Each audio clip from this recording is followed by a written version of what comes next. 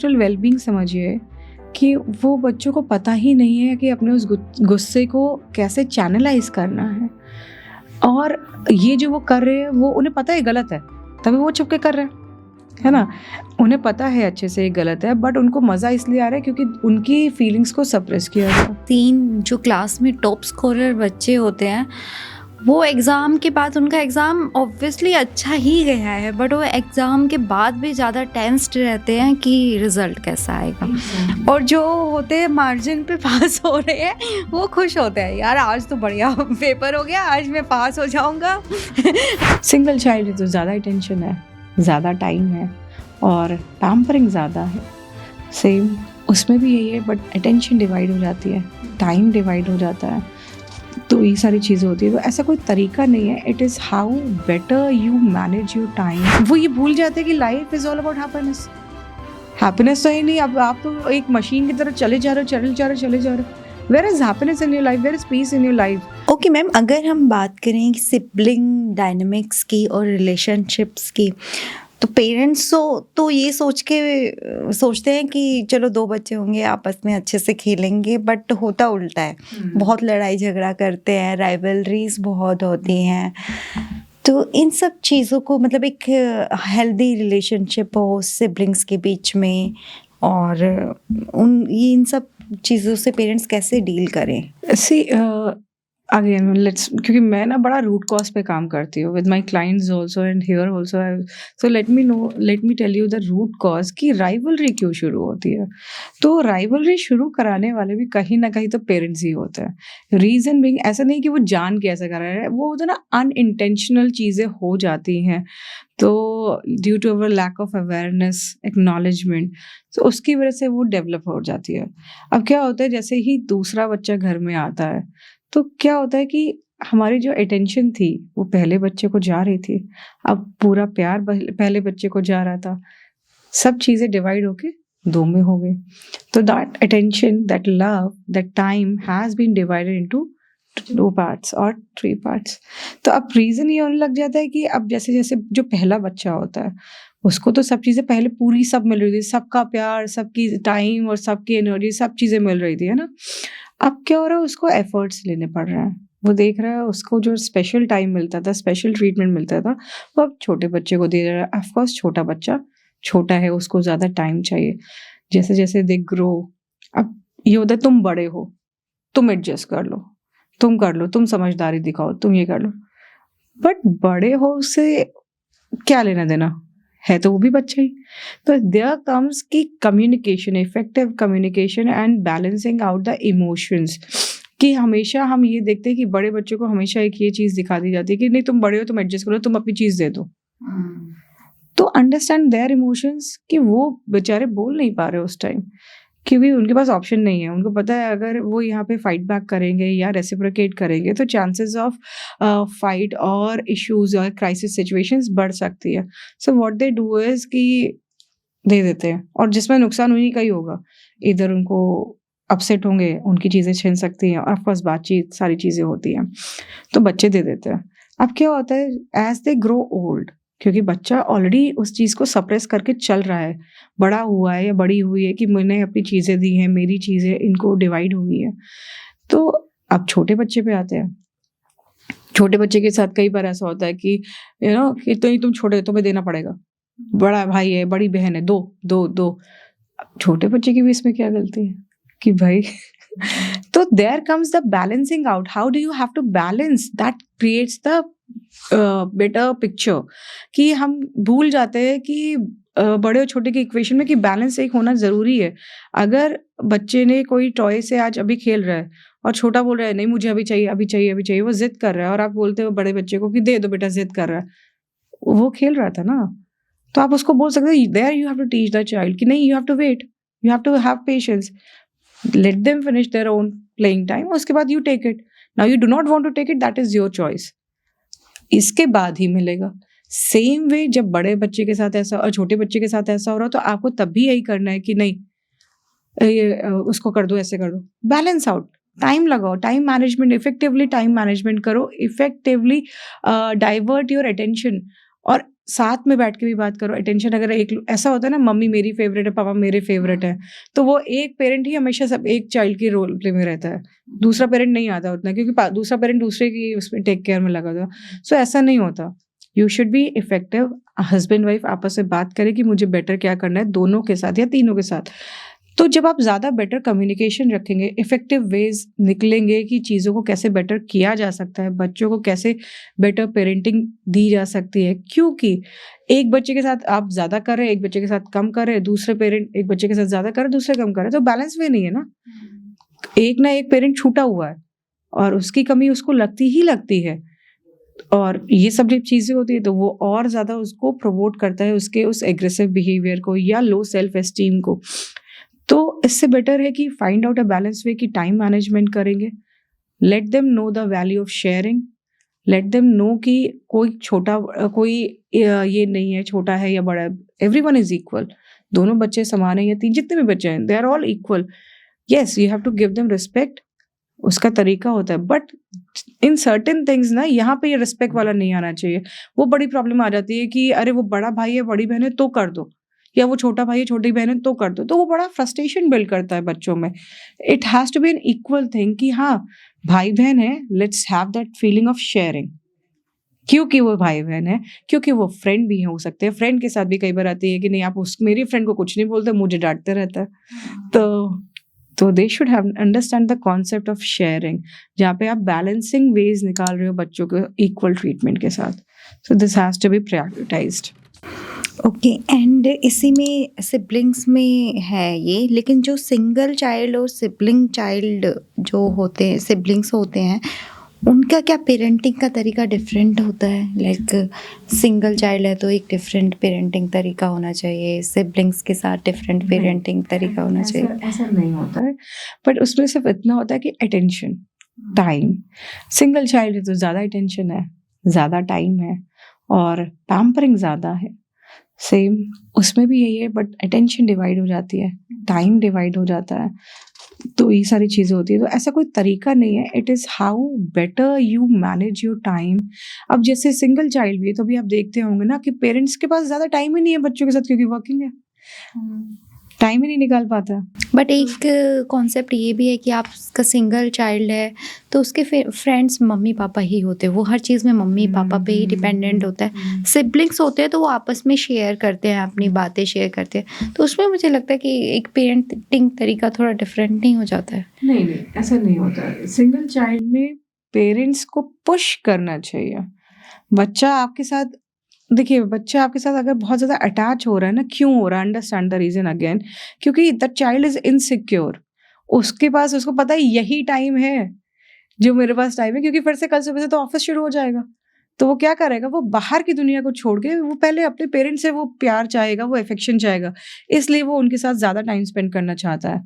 सो थोड़ा सा वही मैंने बोला, टाइम निकालना पड़ेगा, प्रायोरिटाइज करना पड़ेगा। Time is something that child is looking upon you, क्योंकि आप जब तक टाइम नहीं निकालेंगे ना, तो बच्चे की इनसिक्योरिटीज, बच्चे का कॉन्फिडेंस, बच्चे की इमोशनल वेलबींग उतनी बेटर नहीं हो सकती जितना आपकी अप्रोच से हो सकती है, आपके साथ रहने से हो सकती है। सो अगर बच्चा आपके साथ सिक्योर्ड फील कर रहा है तो ऑफकोर्स सिंगल चाइल्ड भी है तो भी वो बाहर जाके खेलेगा, क्योंकि उसको पता है मेरे पेरेंट्स हैं, मेरा वेट कर रहे हैं। अब उसको पता है मेरे पास इतना टाइम है, आप 7 बजे आए हो, 8 बजे मुझे सोने जाना है, तो वो क्यों जाएगा? मेरे पास तो यही विंडो ओपन है ना, तो उस विंडो में I could catch the maximum. तो इसलिए वो बच्चे पेरेंट्स के साथ अटैच्ड रहते हैं। और जो बच्चे जैसे हम डिफरेंस जो देखते हैं सिबलिंग्स में, क्योंकि वो आपस में ही लगे रहते हैं, तो उनको इतनी ज़्यादा इंपॉर्टेंस इतनी ज़्यादा रहती नहीं है। ठीक है पेरेंट्स हैं, वो थोड़ी देर रहे हुए उसके बाद चले गए। कई बार सिबलिंग्स पे ऐसे भी होता है जो पेरेंट्स के साथ लगे रहते हैं, उनको आपस में खेलने के, उनके पास पूरा दिन हो गया, रात में पेरेंट्स ही चाहिए, मम्मा पापा ही चाहिए सोने के लिए।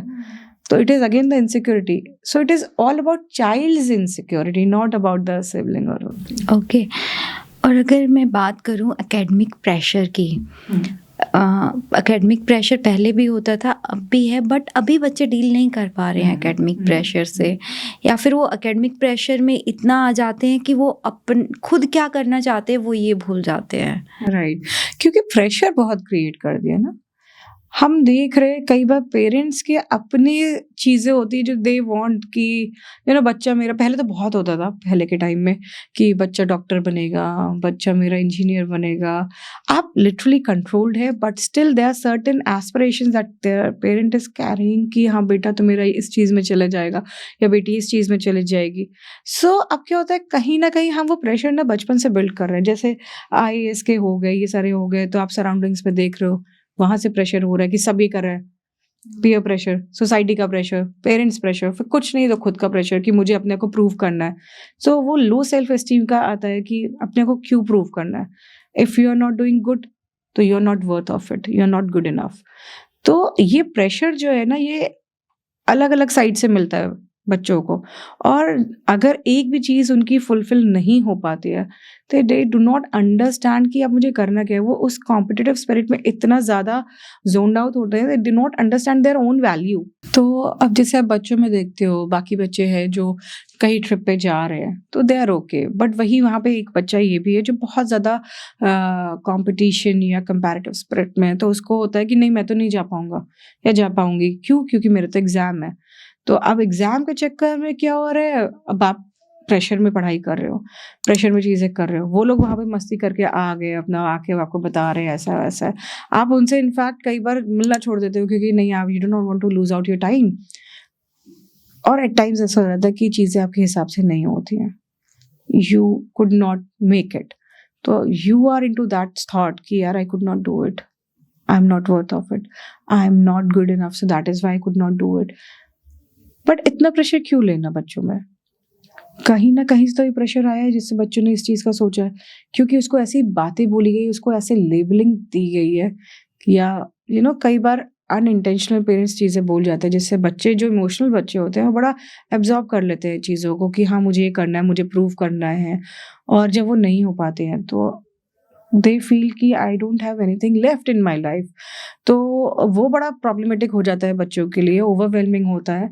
तो क्योंकि वो ना तो उस चीज़ को अचीव कर पाए, और जो वो जोन थी जिसमें वो एंजॉय कर सकते थे या जिससे उन्हें पीस मिल सकता था, वो भी उन्होंने मिस आउट कर दिया। So it is important for the child to understand the value of happiness. और उससे ज़्यादा इम्पॉर्टेंट है पेरेंट्स को समझना कि to teach the child the value of happiness, why it is important to be happy. मतलब it is not about the materialistic things. Happiness is within you. If you find happiness within you, you are a happy soul.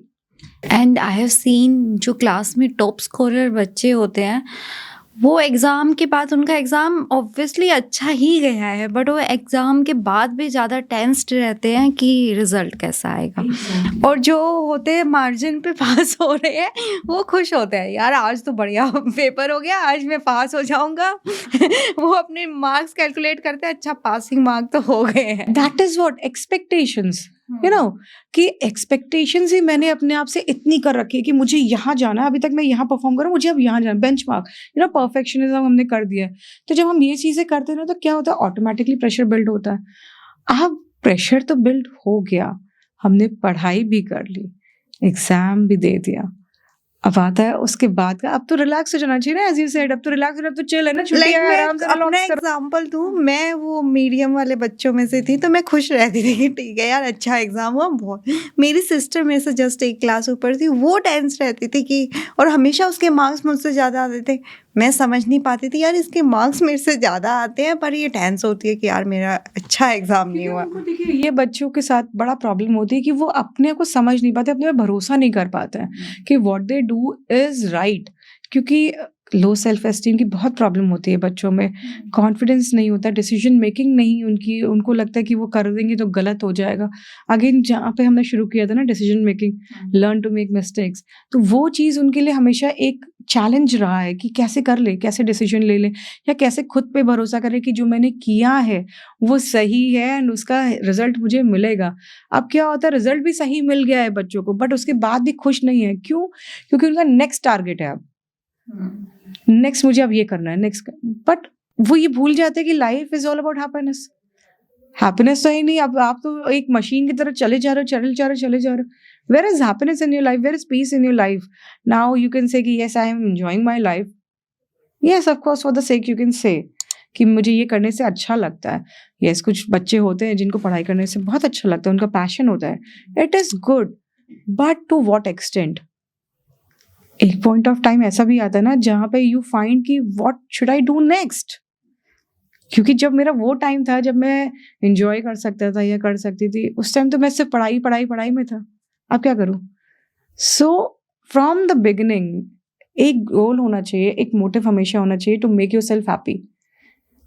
अगर आप खुद खुश हो ना, तो आप दूसरों को ऑटोमैटिकली खुश कर दोगे।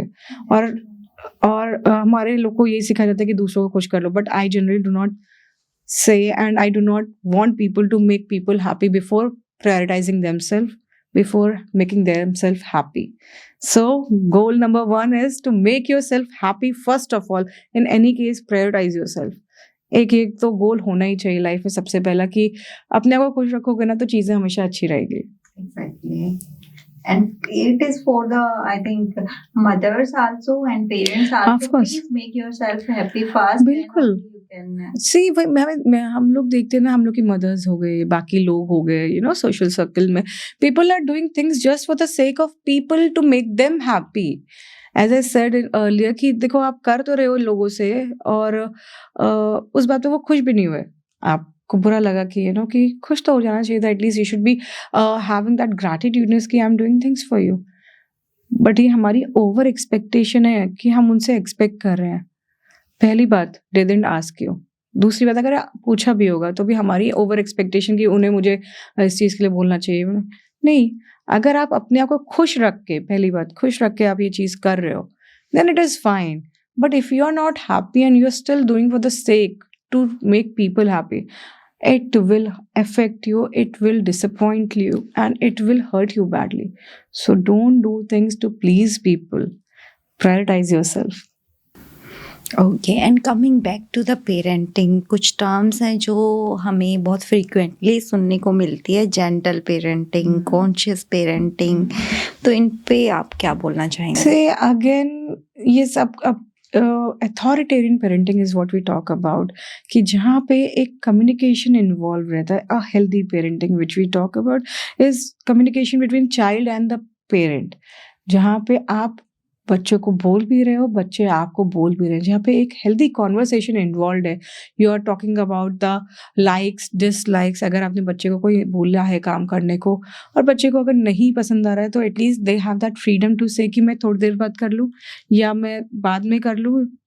You are okay with that thing.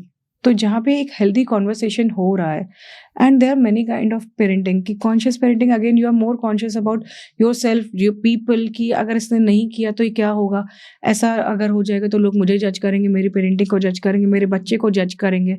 Gentle parenting again where you feel कि बच्चे को हर्ट ना हो, बच्चा तो बहुत अभी ऐसा है, मैं कर देती हूँ उसकी जगह का काम, which we say dolphin parenting. There are many kind of parenting, tigress parenting, where you protect your child in such a way that child को कुछ नहीं होना चाहिए, आप अपने आप से सारी चीज़ें कर लो। But the healthy way is authoritarian parenting, where you develop these boundaries, rules are defined clearly ki if you don't do it, these were the punishments, if you do it, these would the rewards, and there's a healthy way of communication is always there. There's an better way of nurturance in the relationship. So one should always practice this kind of parenting, जहाँ पे child को अपने roles पता है कि ये काम मुझे ही करना है, और नहीं किया है तो उसके consequences child has to bear, where you have give that way कि जहाँ पे डिसीजन मेकिंग हो रही है, बच्चा गलती कर रहा है but you are being supportive.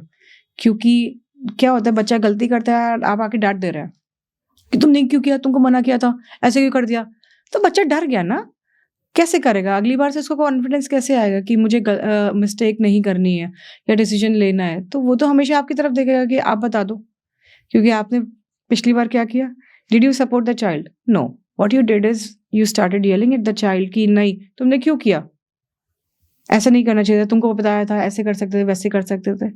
तो बच्चे के अंदर कॉन्फिडेंस कैसे आएगा, वो डिसीजन मेकिंग कैसे लेगा, जब ऑलरेडी आपने उसको ये वे दिखा दिया है कि गलती करने से ये हो सकता है। और यही अगर बच्चे ने गलती करी होती तो you should be more supportive कि हाँ बेटा देखो इसको करने से ऐसा हुआ, और इसको करने से ऐसा होता। सो नेक्स्ट टाइम जब तुम कोई डिसीजन लोगे तो think about these aspects, think about these aspects, तो तुम्हारे लिए चीज़ें ईजी हो जाएंगी। तो चिल्ड्रन विल अंडरस्टैंड ना कि हाँ मुझे क्या सोचना है डिसीजन लेने से पहले। ओके मैम, इससे मुझे एक इंसिडेंट याद आया कल का ही, जो आउट ऑफ द सब्जेक्ट हो सकता है बट आई वांट टू, कि एक सोसाइटी का ग्रुप है, उस पे एक वीडियो पोस्ट होती है कि कुछ ग्रुप ऑफ किड्स है 12-13 ईयर्स के, and what they use to do, 4-5 बच्चों का ग्रुप है, वो क्या करते हैं, किसी के दरवाजे पे जाके कूड़ा डाल के आ जाते हैं। कार खड़ी हुई है, उस पर पैर मार के उस पर डेंट डाल देते हैं, तो वो सीसीटीवी में हर जगह कैप्चर हो जाते हैं बच्चे। तो उस पर एज ए साइकोलॉजिस्ट आप क्या कमेंट करेंगे? लाइक अगर मैं ग्रुप में बात करूँ तो एवरीबडी इज़ लाइक उनके पेरेंट्स की गलती है, उन्होंने अच्छे से रेज नहीं किया, बट ऐसे कैसे हो सकता है कि 4-5 बच्चों का ग्रुप है और 4-5 बच्चे सब यही हरकत कर रहे हैं? तो व्हाट, आप उस पर क्या कर, एज ए साइकोलॉजिस्ट आप क्या बोलेंगे? Again see I would not say parents की गलती है, it is about the emotional well being. आप बच्चे को कितना किस लेवल पे सप्रेस कर रहे हैं, उसके इमोशंस को कितना इवैल्यूएट कर रहे हैं, राइट? अब अगर बच्चा बाहर जाके बुली हो रहा है, घर पे नहीं कर रहा है, घर पे बिल्कुल सीधा रह रहा है, क्यों? क्योंकि उसको पता है घर पे अगर मैंने ऐसे किया ना तो इधर या तो मुझे मार पड़ेगी या मुझे डांट पड़ेगी या मेरी जो फेवरेट चीज़ें मुझसे छीन ली जाएंगी, राइट? तो घर पे तो बिल्कुल वेल बिहेव चाइल्ड है। बाहर जाके भाई इमोशन तो है ना, वो फीलिंग तो है, वो थॉट तो है ना कि मुझे गुस्सा आ रहा है, बट मैं घर पे इसलिए कंट्रोल्ड बिहेवियर में हूँ क्योंकि मेरे साथ ये पॉसिबल चीज़ें हो सकती हैं। But when you go out, कितने होंगे, 10-11 साल के होंगे, 12-13 साल के बच्चे होंगे, है ना? तो ये इस एज में बड़ा होता है कि बच्चे develop this sense of rivalry, क्योंकि वो कुछ कर नहीं पा रहे हैं घर पे, वो सिर्फ सप्रेस कर रहे हैं उस इमोशन को। जहाँ पे जैसे ही बाहर जाने के बाद उनको वो फ्रीडम मिल रहा है, कोई है नहीं रोकने वाला, टोकने वाला। हर चीज़ में रोके जा रहे हैं बच्चे, हर चीज़ में टोके जा रहे हैं कि ये नहीं करना है, वो नहीं करना है, ऐसे क्यों कर दिया, वैसे क्यों कर दिया। तो जैसे दे गो आउट, व्हेन दे सी दो any elder in front of them who can control them, बड़े कंट्रोल बिहेवियर में रहते हैं ऐसे बच्चे जो ऐसे बुली होते हैं। तो जब वो बाहर जाते हैं तो उनका एक बहुत सिंपल है, अब मैं अपने मन की करूँगा, अब अपने मन की करूँगा, क्योंकि एग्रेसिव थॉट्स हैं उनके दिमाग में। अब एग्रेसिव थॉट्स इसलिए हैं क्योंकि उनके साथ ऐसा बिहेवियर हुआ है, तो वो रिपरकशन बाहर निकलते हैं। और वो जब बाहर निकलते हैं तो उनको जो सही लगता है कि ये करना है, वो करना है, उसके बाद देखते हो कि बच्चे बड़ा एंजॉय करते हैं, जा रहे हैं वो उनकी एंजॉय हाँ, कर रहे हैं कि उनकी गाड़ी पे वो मार दिया है, किसी के Exactly. सामने ऐसे फेंक के आ गए। हाँ। उनके लिए मेरे को लग रहा है ये हाइड एंड सीक गेम था कि आपने उनके दरवाजे पे वो बड़ा ही प्लान करके ऐसे फेंक के आ गए हो आप। तो एग्जैक्टली उनकी इमोशनल वेलबींग समझिए कि वो बच्चों को पता ही नहीं है कि अपने उस गुस्से को कैसे चैनलाइज करना है। और ये जो वो कर रहे हैं वो उन्हें पता है गलत है, तभी वो छुप के कर रहे हैं, है ना? उन्हें पता है अच्छे से ये गलत है, बट उनको मजा इसलिए आ रहा है क्योंकि उनकी फीलिंग्स को सप्रेस किया गया और अब उनको हो चुका है कि मैं तो बदला लूंगा, तो this is wow they are doing so. But जो ये बच्चे होते हैं उनको इमोशनली हैंडल किया जाता है rather than being very being aggressive about it और making them realize कि तुमने ये बार बार किया, ये किया, गलत किया, ऐसे नहीं होता। मॉरल एथिक्स पे बड़ी बात होती है। नो, अंडरस्टैंड देयर इमोशन कि क्यों कर रहे हैं। Ask them how are you, कैसे हो बेटा। And is it the right thing to expose them on social media? It is of course not a right thing क्योंकि सोशल मीडिया में बहुत सारी चीज़ें हैं, it is not in control, right? तो सोशल मीडिया पे वो क्या देख रहे हैं that also creates an impact. कि बड़ा आजकल ना एक तो इतनी फेक वीडियोस बनती हैं, इतनी सारी क्या ही लोग कंटेंट बना रहे हैं, विच आई फील कि it is No, I mean to say like putting their videos, doing all these course things not. Of on course social not. media. Of course not. आप उनको और ह्यूमिलेट कर रहे हैं, उनकी सेल्फ वर्थ, उनकी identity पे आप क्वेश्चन करा रहे हैं। आपको नहीं दिखेगा, बट वो जब बड़े होंगे ना तब समझिएगा कि उनके ऊपर क्या इम्पैक्ट होगा उस चीज़ का कि when they know this is what they are doing is not right and people have already watched them doing such things. तो क्या सोचेंगे अपने बारे में, उनकी क्या खुद को अपनी आइडेंटिटी को लेके क्या होगी questioning, they will be always questioning themself कि ये मैंने क्यों किया, क्या किया, लोग सब देख चुके हैं। तो उनकी मेंटल हेल्थ तो is gonna be on a deteriorated level की यही कि आप उन्हें बेटर वे में समझा सको, बेटर इफेक्टिव कम्युनिकेशन वेज लेके आओ कि उनके लिए just be good to them, it's okay बेटा, I understand, give them a hug कि इट्स ओके, आई नो कि what are you going through, but ऐसा नहीं करना चाहिए, आई अंडरस्टैंड कि ऐसे आपको बुरा लगा, गुस्से में किया, but we understand. So there has to be an effective and empathized way to communicate with such children, but never put these things on social media. So उनकी mental health पे impact होगा. Okay, thank you ma'am. आज हमने काफ़ी बात की parenting से लेके बच्चे की मेंटल हेल्थ, एक मेंटली हेल्दी बच्चे को कैसे रेज किया जाए, हमने इस बारे में भी बात की।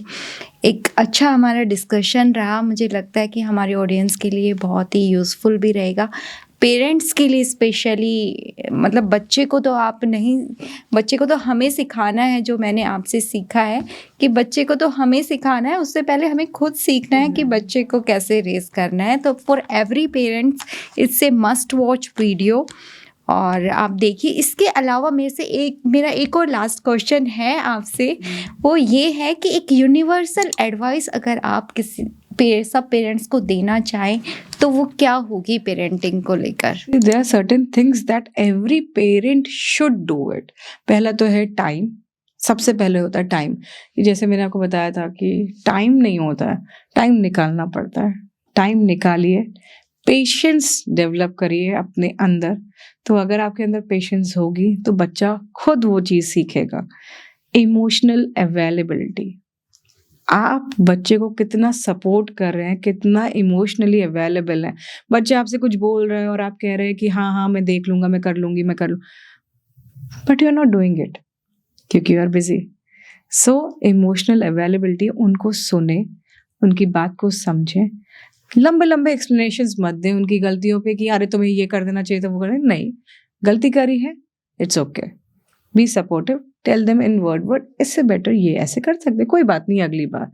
Make them to learn to make them mistakes, उनको बोलिए, पुश करिए कि हाँ नई चीज़ें करो, गलतियों से मत डरो, करनी चाहिए गलतियाँ। तो कुछ चीज़ें ये हैं कि आप इससे बच्चे का कॉन्फिडेंस बिल्ड होगा, डिसीजन मेकिंग आएगी।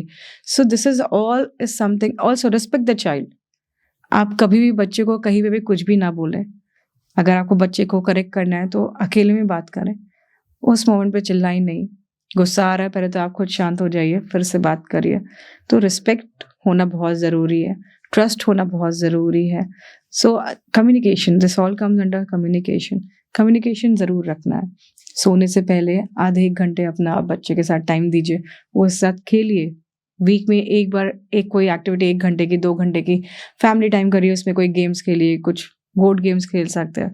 सो anything, spend time with the children. So these are few things that every parent should do. I know कि आप सब लोग वर्किंग हैं या कई कुछ अलग चीज़ें हो सकती है, but manage your time, value and respect. Of course communication सब में है, तो ये चीज़ें प्लीज़ ध्यान रखें और इस पर इफेक्टिवली काम करें, तो you will be raising a healthy child. Thank you so much. Thank you so much. Thank you. Thank you.